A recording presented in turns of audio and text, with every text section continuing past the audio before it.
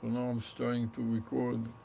I'm upgrading version J of Psar.exe problem step recorder from J to K, Jackal, according to US alphabet, and the current time is 8:30 p.m. So I'm upgrading the time from 8:04 p.m. to 8:30 p.m. And now the main thing that we are adding to this mix is the notebook LM.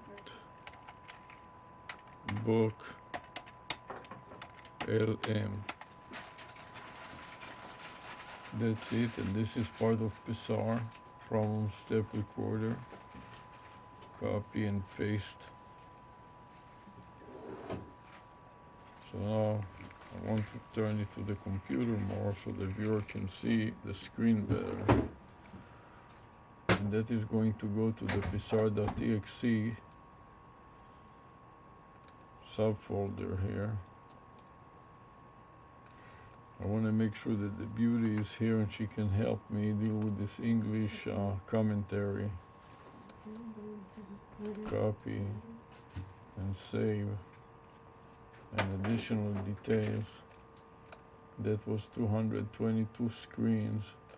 As I start a new, add a comment, paste, and enter and OK.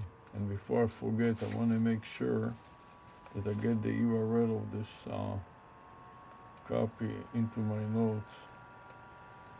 Edit, paste this notebook URL, and file, save. Then into the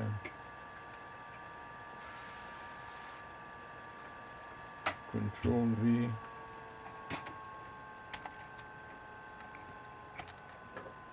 notebook LM, maybe color it yellow so it stands out a little more, and save. So I got it there.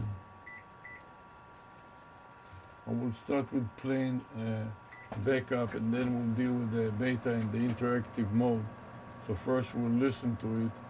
It's about 10 minutes. Maybe listen to it and then you can record it on something else. I am recording it in many ways. Just record it regular. Now I want to record it with Loom too. So I'm going to turn Loom on. Now that I got it going, the integrated web I'm going to use, or I can try to use instead of the integrated web, let's try to use the jCreate and see if that works. No, jCreate doesn't work. Oh, maybe it will work, who knows? No. So let's use another camera, Microsoft LiveCam. How about that? Okay, Microsoft LiveCam works, so we will start using it. And now that is working, I'm going to play it back as I'm adding some more elements to the mix. Okay, let's dive in. We're starting with quite a scene today. Picture this desk, just absolutely covered in tech. Kind of an organized chaos, maybe? Organized might be generous. What are we seeing? Well, there's a silver Dell laptop sort of peeking out, a black keyboard, multiple screens glowing, and cables. Just, wow, tangled black and yellow cables everywhere. Ah, the classic tech spaghetti monster. I think we all know that look. Totally. And it's not just cables. There's a Seagate expansion box, various electronic bits and pieces, and this tower of power supplies and routers, all daisy-chained together, piled high. Okay, yeah, that last part sounds a bit precarious, but it's a great visual, isn't it? It really screams complexity. It does, and honestly, that image, that beautiful disaster, it got us thinking about the complex systems running underneath all our tech, even when it looks like, well, that. Exactly. We often just see the screen, the interface. We don't think about the tangle beneath that makes it work, Or the potential risks hidden in that tangle. Precisely.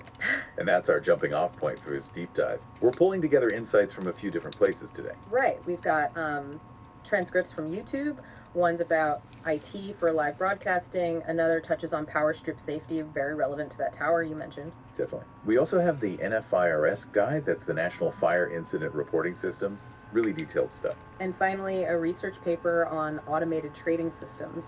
Seems like a leap, maybe. It might seem that way, but our goal here is to kind of sift through all of it.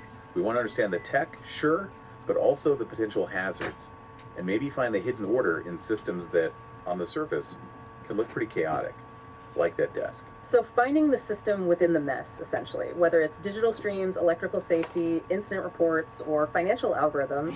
Okay, I'm with you. Where do we start? Let's start with that live broadcasting IT setup. We have this transcript from Dr. Drew on YouTube, and it really hammers home how vital a solid IT backbone is for live streaming.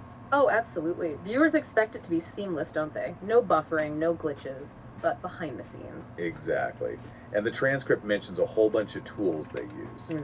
Things like Webcam Max and even Steps Recorder. Steps Recorder, interesting. It shows it's often a mix, right? Not just one big expensive software package, but different tools pieced together. For sure. And it wasn't all smooth sailing either. They talk about hitting error messages, having problems with playback. Yeah, that sounds familiar. It's a good reminder that even polished streams have those frantic moments behind the curtain. Troubleshooting is a big part of it. Like untangling those cables on the desk, but digitally. Huh, yeah, pretty much. Each connection, each piece of software is a potential snag. But here's where it got really interesting for me. The transcript mentions this idea for a vanity phone number, but linked to AI. They floated 800 ChatGPT. 800 ChatGPT. Okay, that's catchy. What's the thinking there? Well, the idea is to have an AI handle those initial contacts, answer basic questions, maybe filter inquiries, make things more efficient. Ah, so using AI as a first point of contact. It makes sense. It's about accessibility too, maybe. Making AI useful for, say, small businesses. That's exactly what they touch on. Empowering people, the next generation, to use these tools. And get this, they even talk about AI potentially joining live audio conversations. Whoa, wait, like the AI is listening in and chiming in? Kind of, yeah. Offering real-time insights, flagging details maybe. Imagine that during a live discussion. That opens up a whole lot of possibilities and questions too. How does it learn? The transcript suggests it learns continuously. It listens, absorbs the info being shared, and just keeps building its knowledge base. So it's constantly refining itself based on the conversations it's part of. It's Right. dynamic. Right. And the end goal seems to be reducing the need for humans on those very first, often repetitive inquiries, freeing people up for more complex stuff. So this first source really shows the layers, doesn't it? The tech stack, the problems, and then this glimpse into AI integration. It's complexity, but also a drive for smarter automation. Okay, so from live streams and AI, let's pivot. Let's talk about those power strips. Yeah. Especially thinking back to that tower of power supplies on the desk. Yes, please. Daisy chaining power strips is, well, it's generally not a great idea. Overloading circuits is a real danger. Definitely. We have this other YouTube transcript from TMJ4 News called What to Never Plug into a Power Strip. The piece we have doesn't list the specific items, unfortunately. Ah, okay, but the title itself is a warning sign, right? It flags that there are things you shouldn't do. It immediately brings electrical safety into focus. Exactly. It's the perfect lead-in to our next source, the NFIRS guide, the National Fire Incident Reporting System. Right, the big formal system fire departments use. This is where we get the hard data on what actually happens when things go wrong, electrically or otherwise. Precisely. It's this huge modular system. Firefighters fill out different parts depending on the incident, and lots of departments used it, over 12,000 back in 2001. So it creates this massive standardized data set for the whole country. That's incredibly valuable for understanding fire risks. And it gets super specific. The basic module, NFIRS-1, covers the basics: where, when, what type of incident. And they have codes for everything, like code 371 is electrocution. 372 is being trapped by power lines. Wow. Codes 411 to 413 are for flammable, liquid, or gas spills. It's not just fire, it's what kind of incident. So if that desk we pictured earlier did have an electrical fire, NFIRS is designed to capture exactly how it started, what burned, everything. Yeah, and then there's the structure fire module, NFIRS-3, that goes deeper into building fires, where it started, how it spread. And what helped it spread, right? Exactly. And relevant to our cable discussion, there's code 81, electrical wire, or cable insulation as an item contributing to flame spread. See, that level of detail is key. It's not just electrical. It points to specific components, like the insulation itself failing or burning. That helps target prevention. And it keeps going. The hazmat module, NFIRS 7, for Oof. hazardous materials. Okay, how does that connect? Well, it tracks the chemical, container, amount released, but also the equipment involved. And code 362 in there is for power transfer equipment. Ah, so an electrical fault could lead to a hazmat situation, and the system connects those dots, like maybe a failing power supply on that desk leaks something nasty. Potentially, yeah.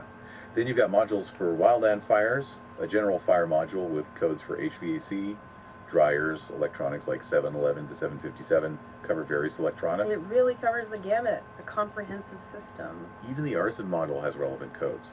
Code 3 under cause of ignition is failure of equipment or heat source. So across the board, there's this focus on identifying the root cause, especially when tech or electrical systems are involved. And the whole point, as the guide says, is to analyze these problems, improve prevention efforts, check if safety equipment is working. It's data for safety. Learning from incidents to stop them from happening again makes perfect sense. Okay, deep breath. We've done live streams, AI, power hazards, fire codes. Now for something completely different. Automated trading systems. Right, the research paper. Moving from very physical risks to the purely digital but still incredibly complex world of finance. Exactly. This paper looks at an ATS automated trading system.